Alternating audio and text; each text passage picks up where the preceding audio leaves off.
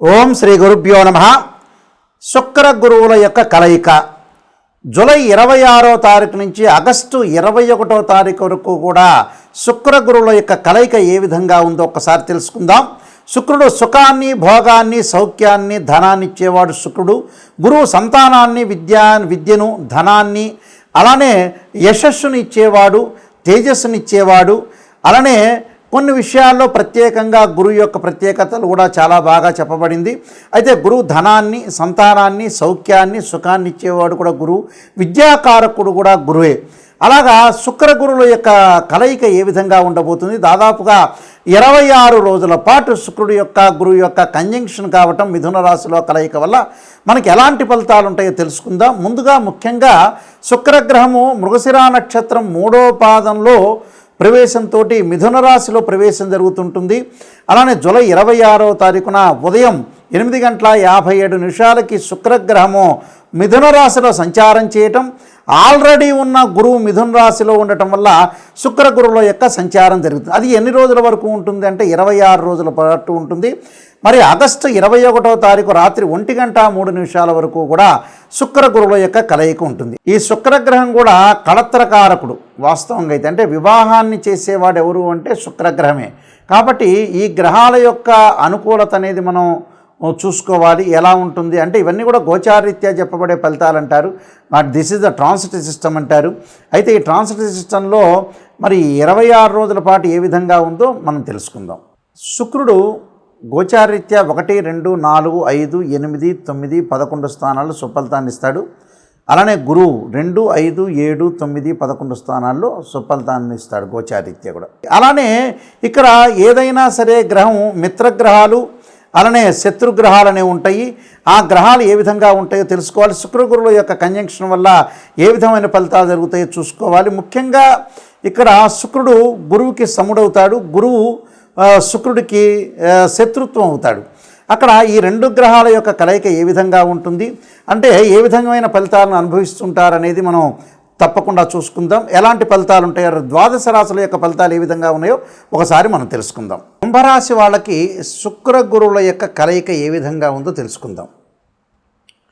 కుంభరాశి వారికి లాభాధిపతి అయిన గురువు, ద్వితీయాధిపతి అయిన గురువు పంచమ స్థానంలో ఉండటం, అలానే కుంభరాశి వాళ్ళకి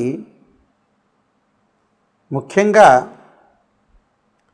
తృతీయాధిపతి అయిన శుక్రుడు, మరి ఆ తృతీయాధిపతి అయిన శుక్రగ్రహము, అలానే భాగ్యాధిపతి అయిన శుక్రుడు పంచమ స్థానంలో ఉండటం జరిగింది. మరి ఏ విధంగా ఉండబోతుంది వాళ్ళకి అంటే శుక్రుడు, గురువు చాలా శుభగ్రహాలు. పరస్పరము మిత్రుడు, శత్రువు అయినా శుక్ర గురువుల యొక్క చేసే పనులు చాలా ముఖ్యమైనవి.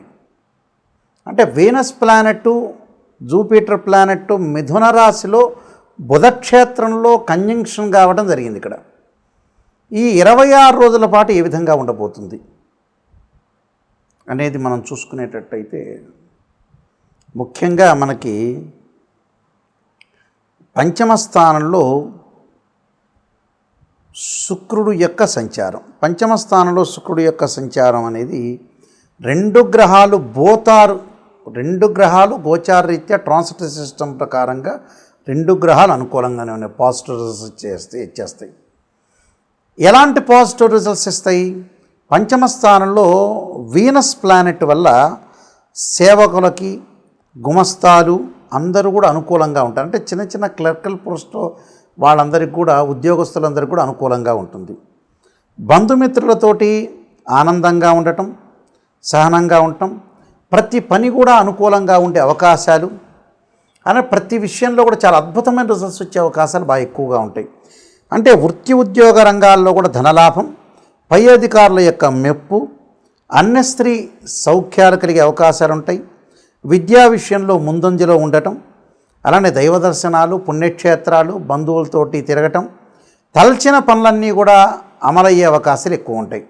అంటే 5వ స్థానంలో గురువు వల్ల జ్యువెలరీ షాప్ వాళ్ళకి కానీ, జమాలజీకి కానీ, అలానే క్లాత్ షోరూమ్ వాళ్ళకి కానీ, అలానే సినీ కళాకారులకు కానీ, యూట్యూబ్ ఛానల్స్ వాళ్ళకి కానీ, అలానే శాటిలైట్ ఛానల్స్ వాళ్ళందరికీ కూడా అనుకూలంగా ఉండే అవకాశాలు ఎక్కువ ఉంటాయి. వివాహ ప్రయత్నాలు కూడా సఫలీకృతం అవుతాయి. అంటే చాలా రోజుల నుంచి కూడా అబ్బాయికి అమ్మాయి చూసినప్పుడు నచ్చకపోవటము, లేకపోతే వాళ్ళకి వీళ్ళు నచ్చకపోవటము, లేకపోతే డబ్బు పరంగా ఇబ్బందులు, ఎడ్యుకేషన్ పరంగా, జాబ్ పరంగా రకరకాల ఇబ్బందులు కలుగుతూ ఉంటాయి. అలాంటి ఇబ్బందులు కలగకుండా వాళ్ళకి సజావుగా సంబంధం కలిగే అవకాశాలు ఎక్కువ ఉంటాయి. అంటే అనుకూలంగా ఉండే అవకాశం ఎక్కువ ఉంటుంది. అలానే ఇక్కడ గురువు వల్ల ఏం జరగబోతుంది అంటే పంచమంలో గురువు వల్ల బంధుమిత్రులతోటి ఆనందంగా గడపటం, సంపాదన బాగా పెరగటం, ఉద్యోగంలో చాలా అనుకూలంగా ఉండటం, ప్రమోషన్లు సాధించే అవకాశం, ఫైనాన్షియల్ పరంగా గ్రోత్, అంటే ఆర్థికంగా ఇబ్బందులు లేకుండా మొండి బాకీలు వసూలు కావటం, వృత్తి వ్యాపార రంగాల ధనధాన్య వృద్ధి, అలానే పిల్లలు చదువుల పట్ల శ్రద్ధ వహించటం, అలా సంతానం లేని వారికి కూడా సంతానం కలిగే అవకాశాలు ఎక్కువ ఉంటాయి. అంటే ఈ 2 గ్రహాలు బుధక్షేత్రంలో మిథున రాశిలో కంజంక్షన్ కావటం వల్ల అన్ని ప్రయత్నాలు అనుకూలంగా ఉంటాయి. అలాగా సంతానం లేని వారికి సంతానం కలగటం, వివాహం కాని వాళ్ళందరికీ వివాహాలు జరగటం, వృత్తి ఉద్యోగ రంగాల్లో అభివృద్ధి సాధించే అవకాశాలు ఉంటాయి. చిన్న ఇబ్బందులు సహజంగా లోకంలో ఉంటాయి. ఆ ఇబ్బందులు మినహా టోటల్గా ఎవ్రీథింగ్ విల్ బీ ఓకే అని చెప్పుకోవచ్చు.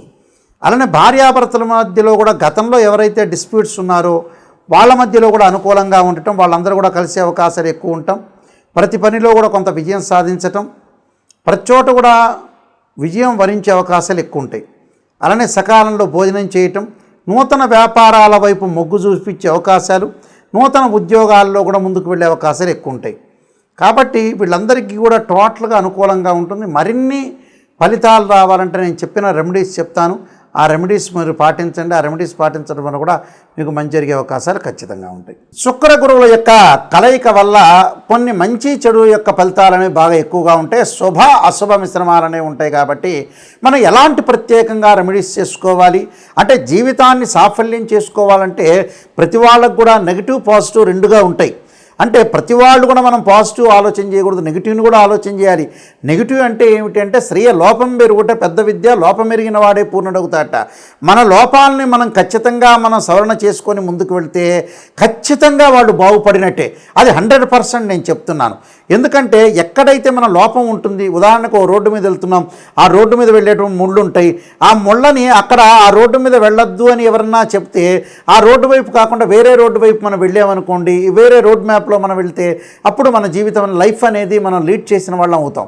తప్పకుండా ఇక్కడ ఏదైతే మన లైఫ్లో ఎప్పుడైతే మనం చేయాల్సిన విషయాలు ఉంటాయో, ఎక్కడైతే నెగిటివ్ అనేది ఒకటి ఉంటుందో, మైనస్ అనేది ఉంటుందో, ఆ మైనస్ను మనం సవరణ చేసుకొని ముందుకెళ్తే జీవితం అనేది మనకి సాఫల్యత అనేది చేకూరే అవకాశం ఖచ్చితంగా ఉంటుంది. కాబట్టి ఈ శుక్ర గురువులకి నిజంగా ఏం చేయాలి అంటే ఎలాంటి ఖచ్చితమైన రెమెడీస్ చేయాలి, ఎలాంటి ఖచ్చితమైన రెమెడీస్ చేస్తే బాగుంటుందనే విషయాన్ని మనం ఆలోచన చేస్తే ఉద్యోగపరంగా ఇబ్బందులు ఉన్న వాళ్ళు తప్పకుండా గురుగ్రహాన్ని ఆరాధన చేయాలి.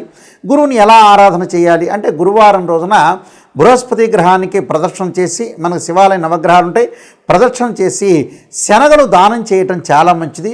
అలానే శనగలు దానం చేయటంతో పాటు చక్కగా ఆవు నెయ్యితో దీపారాధన చేయటం, ఆ గ్రహం దగ్గర చక్కగా ఒత్తివేసి ఆవు నెయ్యితోటి దీపారాధన చేయటం వల్ల మనకి ధనము లభిస్తుంది. అలానే విద్య యందు అనుకూలంగా ఉంటుంది. ముఖ్యంగా విద్యార్థులు, ఉద్యోగస్తులు తప్పకుండా ఈ 2 కూడా చేయాలి. దాంతోపాటు చక్కగా దీపారాధన చేసేటప్పుడు, అలానే శనగలు దానం చేసేటప్పుడు కూడా దేవానాంచ ఋషీనాంచ గురుకాంచన సన్నిపం బుద్ధిమతం త్రిలోకేశం తం నమామిం బృహస్పతి అనే మంత్రాన్ని చదువుకుంటూ ఇవ్వండి.